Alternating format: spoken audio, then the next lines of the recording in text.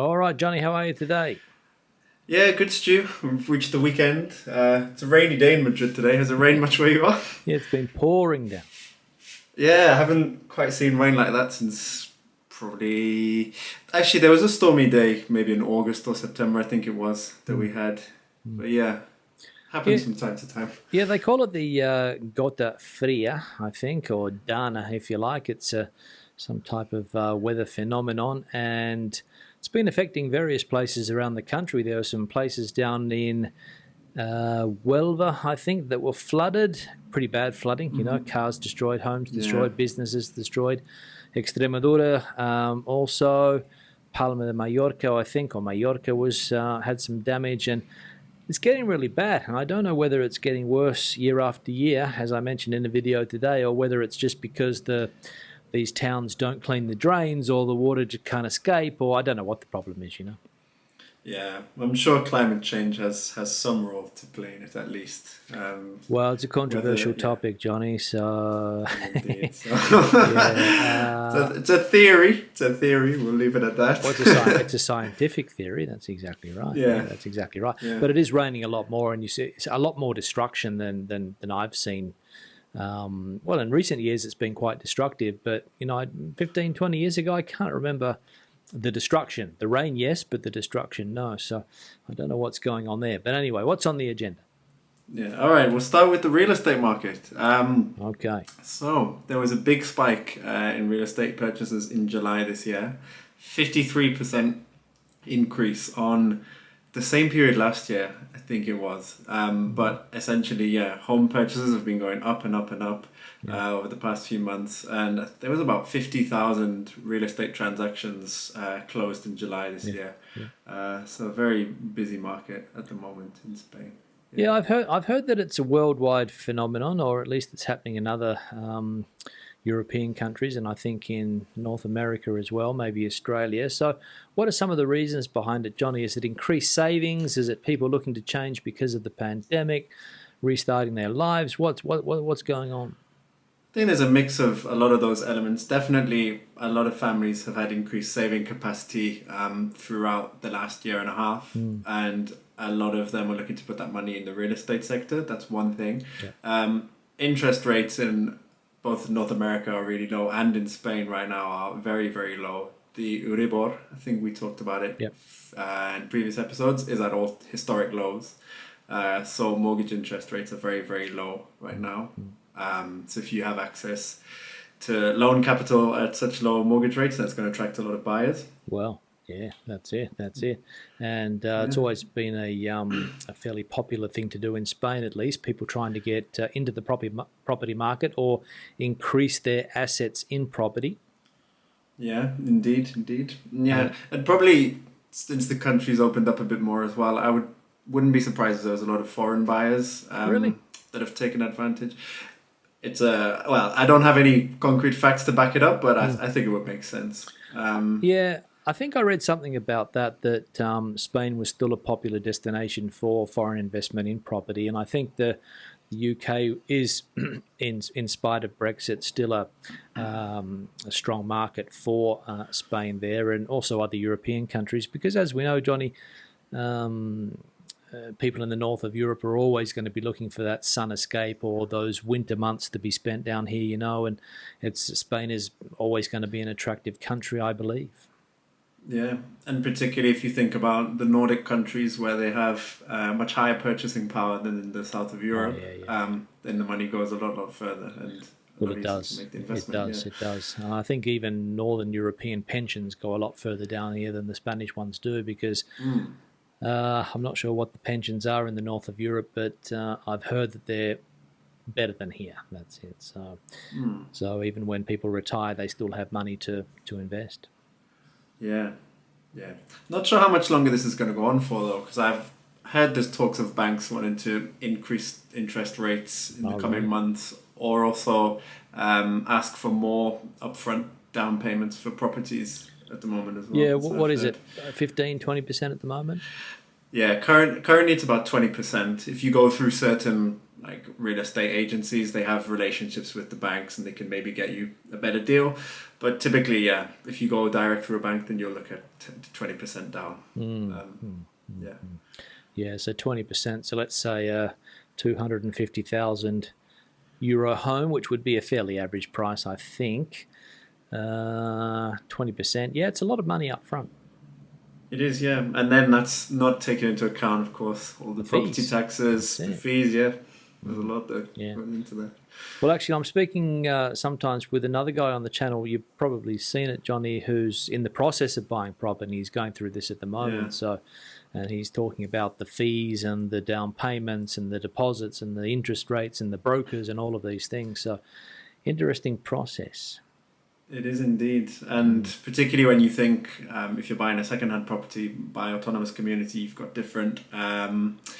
it's called the Impuesto de Transferencia de Patrimonio. Oh, and it's really? like, yeah, it's a tax on buying a second-hand item, whether it's a car, whether it's a property, or, you know, you got to pay that tax.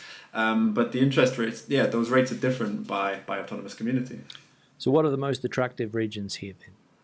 So Madrid has the lowest. I think it's currently got like a bonificación, they call it in Spanish at the moment. So it's about 5.4%. Yep. And usually it'll be 6%. And then I haven't thought about what the other attractive ones are, but I know that some of the expensive ones are the likes of Catalonia, which is about 10-11%, I think. Yeah.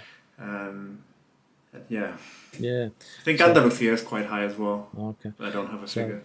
So Madrid, an attractive place to invest from that point of view.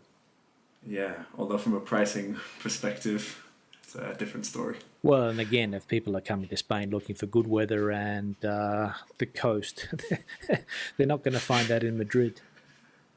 Well, we got the Madrid artificial beach, so well, that's on par with the Mediterranean, I'm sure. That's right, the Mediterranean beach in Madrid, Yeah. Fantastic. Yeah, get a bit of sun on the old body there. Where is it? On near the river? I think so. I think it's down by the Madrid Rio. Yeah, that's what they've told me. I haven't been down there myself. Probably missed my chance this year as well. But Yeah. oh well. Yeah. Well, anyway, all right, good. So what's next, Johnny? Yeah. Next, we got Lidl looking to expand further Supermarket in Spain. expanding further. Yes. Yeah. So they're starting to become quite a prominent supermarket in Spain. We know that. You see them around a fair bit. Not necessarily in built-up areas. I think they're more, depending on where you On are, the they're a bit more. outskirts. Yeah, exactly. You got the odd one kind of in the Tetuan area. You've got one down by Cuatro Caminos. You've got one up by Tetuan Metro. But yeah, I think they tend to be in more residential areas or the outskirts. But yeah, Lidl are looking to open 150 stores by 2024. 150 new stores, that is. All around the country? Yeah, around the country. About a 1.5 billion euro investment, that will be. Yeah. Well, they've recently, here where I live on the outskirts of Madrid, they've recently moved into a big, fancy new location, built from scratch. They obviously got some land and decided to put something up, and really, really big. Not as big as a Carrefour, you know, those are the big hypermarkets as they call them, but as far as supermarket goes, quite big. So they are getting quite serious, I think, here in Spain. And as you mentioned, Johnny, over the last few years, they have really taken off. They've become very, very popular. Yeah. Well, that's part of their plan. Their plan is to expand in Spain, but this increased investment is to accelerate that plan. Yeah. And yeah, like you say, I think in your case, they must have bought the land, built it from scratch themselves. That's one of the ways they're doing it, is being the self-promotor. Yeah. I don't know how you'd say that in English, but you know what I mean. The people who kind of organise the selling of new properties. Yeah, they're their own developer, and they take care of the whole thing. I remember when they first came, you probably weren't here, Johnny, but when they first came into Spain, the one that we have close to us, it was a fairly terrible place. Well, I mean, it wasn't terrible, but it was nothing out of it was nothing special, it was fairly run down. They didn't really care about the service, fairly limited on what you could buy there. And then it sort of turned into a decent supermarket now from a fruit and veg point of view. They seem to have a reasonable quality of meat. there now. Don't have a lot of fish, of course, and a lot of other products. Quite impressive, yeah. Yeah, I find their bathroom items like shower gel, shampoo, quite cheap and decent quality. And also, as someone who likes garlic bread, I find garlic bread there that I can't find elsewhere. Yeah, and they're going quite hard with the marketing as well. I saw some type of advertising the other day where they said that shopping at Lidl, you're going to be saving 15, 16 euros on the average trolley than the competitors. Mercadona, I think, is the main competitor that they're trying to take down. Yeah, I think everybody is pretty much trying to take down Mercadona at the moment. Well, when you've got 46% of market share, you're a fairly serious opposition. Yeah, definitely. Absolutely. And the other one that sort of flies under the radar is Aldi. We don't really hear much about them. The I don't know whether they're cousins, Aldi and Lidl, but they both German. Yeah, there was a new one opened on Bravo Murillo recently as well. Oh, as well, okay. Yeah, so there's a new one on Bravo Murillo near Estrecho, where you used to live. Yeah. But yeah, Aldi is also quite good. Where is it? Near the Kentucky Fried Chicken, or where is it there? I think it is, yeah. I think it's just across the road from the KFC. Yeah. Yeah, I've been to Aldi a couple of times and it's quite good. It's not where I'd go to do my usual shopping, but if you need to stop in and get something, then it's not bad, yeah. Yeah, well, I actually changed my mind when it comes to Aldi when I was in Portugal recently. That was the only place we were going to because, firstly, there weren't a lot of people there, and I found the range and the quality quite good. So we tended to go there quite often. Yeah. I think in Portugal as well, you don't have as many supermarket chains. They tend to be more local supermarkets. Is that right? Well, you have got the local Portuguese supermarket chains. Pingo Dos is the big one there, and there's another one called Continente. And then, of course, you've got the two German ones that are quite strong, the Lidl and the Aldi. And there's one called Mini Preço, which is the Portuguese version of Dia. Ah, okay. Mini Preço, that's it. Same products, different name, basically, yeah. Yeah. Okay, I have to check that out next time I go to Portugal. All right, good. So Lidl on the expansion. Good. What's next?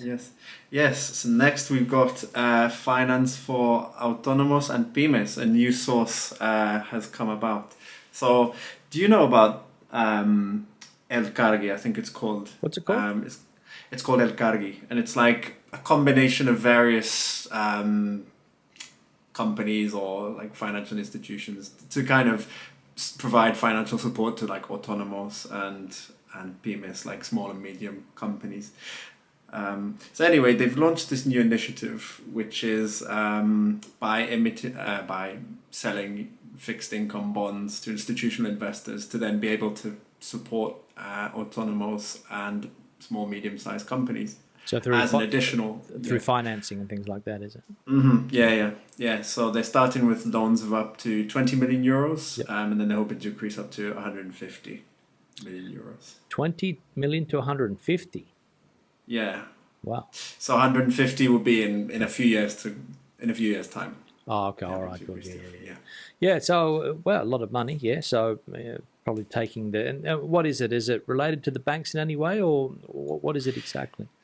Well, the idea is that it's kind of a separate financing entity and an additional source of financing for like autónomos and small, medium-sized companies. Oh, okay. So I think most of them for financial support probably rely on the likes of banks, autonomous communities, or cajas rurales. Okay. And then, this new initiative, I think, is supposed to give them, something, a different source of financing, And it's government-backed, or?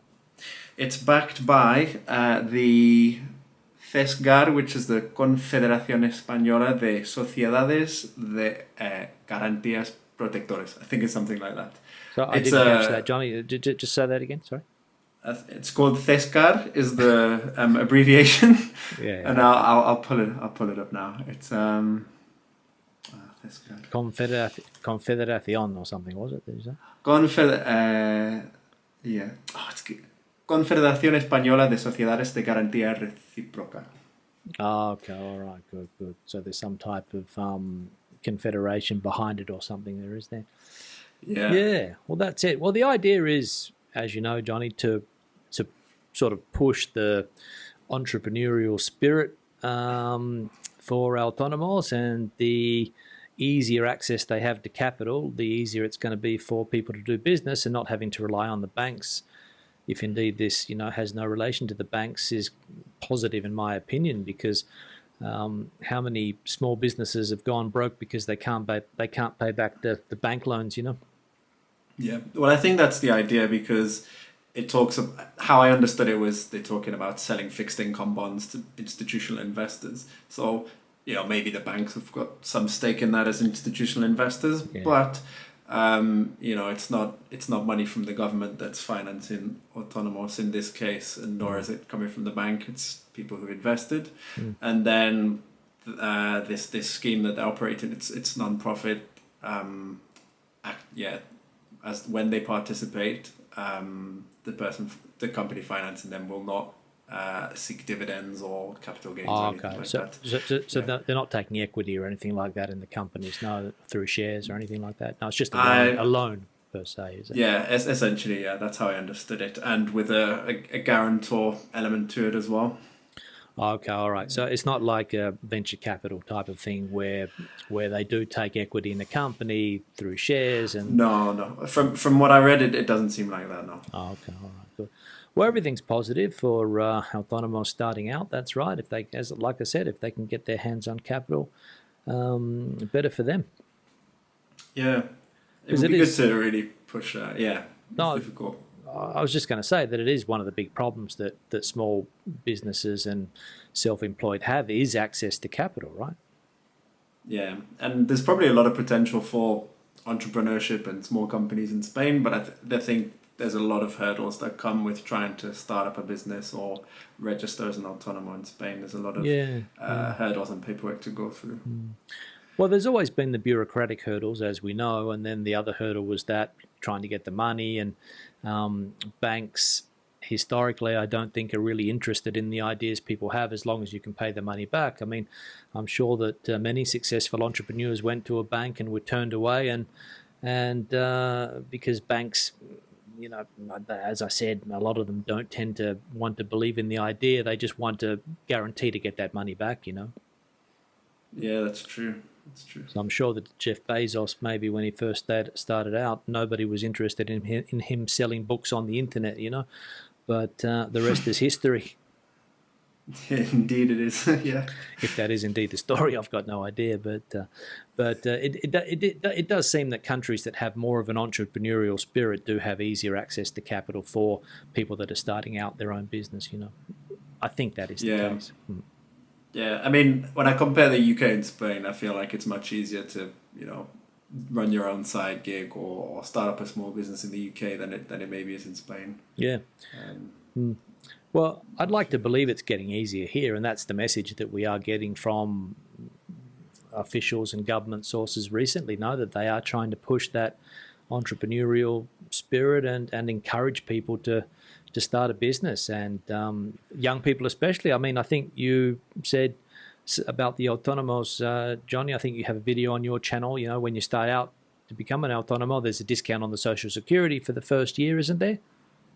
Yeah, if you meet certain criteria, one of them being you've never been registered as an autónomo before and you ask for the reduced tariff, then you pay, I think it's €60 a month for the first year, then it goes up to 90, and then 180 before you don't pay the full price essentially until 3 years after you've been registered as an autónomo, if you get that lower price.